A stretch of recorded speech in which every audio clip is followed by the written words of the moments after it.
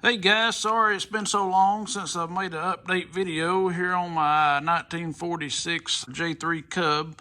We'll do a little quick walk around video, and I just got through mounting the engine.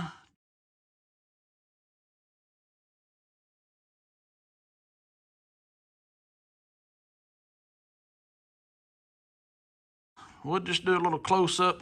I still got to change my valve covers out. These are Millennium cylinders, and I've got my original Continental covers already painted with the high gloss Airtech black paint, and that's what I done. I had to take my engine down to Don Wade down at C&D Aviation yesterday to have them to go through it and just check it and everything before I mount it on the plane, because it's been 2.5, 3 years. I can't remember. It's been a while there since I had this engine here built. So we just had them to leave off the spider intake and all that down here on the bottom. So that way there I can get everything painted. I still got to take these off and everything. And whenever they built the engine, they just painted them like a satin black. And the carburetor is a satin black, but I'm going to leave it as is. So I'm not going to bother that paint on that. But everything else there, I'm going to end up doing gloss black under there because my new eyebrows are glossed, and everything there is going to be all shiny and pretty. And I just got the headers are just tacked up there I got like one bolt on each cylinder. I just stuck them up there to make sure they were going to fit and look right. Got to put my chafing strap on the boot cowl here, and this is the original style chafing strap that came on the planes in the 30s and 40s. Ron was nice enough there to give me a roll of it while I was down there yesterday. And what it does is it actually screws on with like number 4, number 6 little flathead sheet metal screws. And that's what holds the straps onto the boot cowl. And I've got to put the rubber grommet up there on the gas tank neck.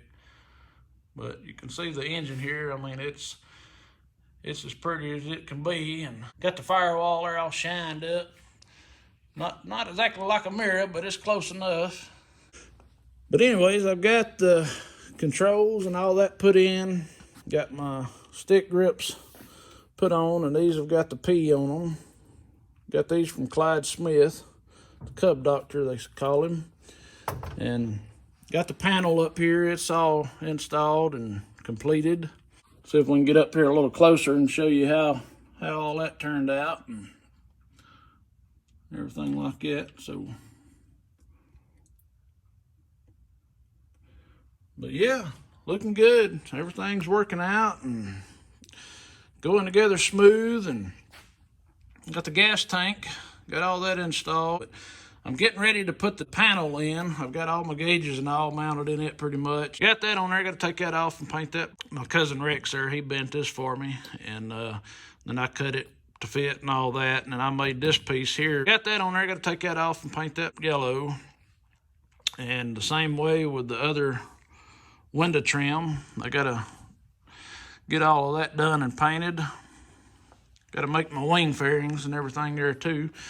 But got the tail surfaces here on, they're rigged, and the covers back here, I bought some, and these are some here that I made, and I think this is 020 aluminum.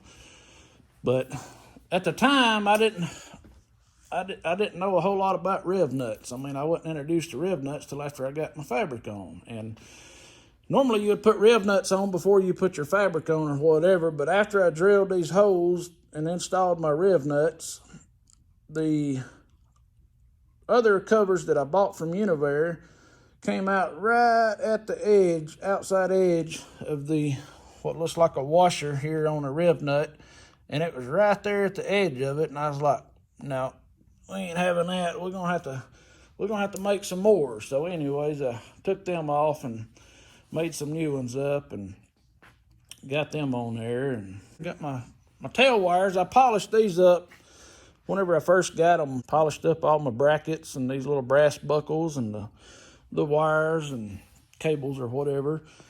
Tail wheel. I've got to get a spindle, so if you know anybody that's got one, that don't want $10,000 there for it.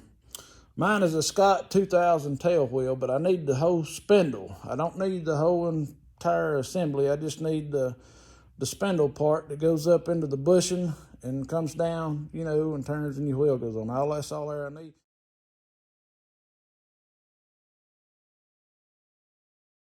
But this one here I've got is wore out, and it's got a lot of slop in it and everything like that. Ron was telling me yesterday whenever I was down there that a mall tail wheel are excellent tail wheels, and they're great. As soon as you hit the rudder, the wheel's responding. But I was wanting to keep it as original as factory as it was, because this is the factory tail wheel that came on this airplane, and I was kind of wanting to just keep it on there. So if I could find just another spindle, would be good. Got the skylight up there, got it on. I just hadn't took the paper and all that stuff there off yet, and I should be not long from getting the wings put on. That was a good trip to take my engine down and get it checked out and everything, and I learned a whole lot just from looking at Michael Brewer's 1945 Cub that he's got, and his is a December of 45, and this one here is a January of 46. So I think our Cubs I believe, are like 3 weeks apart whenever I check the serial numbers and everything that are on them. But this is the outside of the panel in there, and you can see here how I ran my shut-off valve and everything, and mag switches and the wires and the fuel lines and all that. And then that blue line there, I hook onto the aluminum line coming out of the wing there for the pitot tube. And there again, I've probably said this before, but these window channels right here, I wish that I would have changed them out. But you can see here where it was broke off at, and it should have went on up, you know, say another half an inch. And it's still got a little bit of a crack right here, but I think it's going to be all right. I mean, it's been flying fine for years and years. But it should be just like this one right here. See how this one goes up, but all the way up, and then it just, you know, pulls up and puts the screw in it. But Granddaddy was at the time, he was, you know, slowly going down, and I was trying to hurry up and get this plane done to get him back in it before something happened to him. And not 100% flawless, but pretty close. And getting the windows here installed, I've got the slide window already made, and the top trim and everything that bolts on the top of that window's done. I've just, you know, like I said, I got to make a few little window trim pieces. The trim pieces that goes down the outside post and on the inside as well. I put felt, just regular 1/16 black felt in these channels right here. So that way there, it'll keep the channel or anything from scratching the glass. The D windows, I took a piece of felt, this same black 1/16 thick felt, and I cut a strip, I think it was about 1 inch wide, all right? And what I done is I glued that felt onto the edge, and this is 1/16 glass. I glued it on the edge, and I pulled it tight as I was gluing it, kind of centered the felt up on it, and glued it all the way around, and then I slid it in. So whenever I slid it into the channel, it just made everything there fit, so much tighter. There ain't gonna be no rattling going on, and to keep any kind of wind, breeze from blowing through. And same thing here up top, put a little piece of felt up there, so that way when the window's all the way up and locked, then it'll be a little more tighter as well. But anyways, where I'm at now, I'm getting ready to put the panel in, working on the exhaust. Got to make a new muffler shroud to go on it, and new shroud on the tailpipe. Got to hook my brakes up, and I found these pieces here. I noticed they're on that 45 yesterday, and I forgot about these, but they're just the little bleeder valves that goes on your brake line. And whenever I found these, I was talking to Ron, and I said, I'm sure I've got them somewhere, because we converted this one here over to Groves back in 2010. And I said, my grandfather had everything out in his little building. So anyway, I went out there and dug these things out, and I'll post a picture right here, kind of a before and after picture.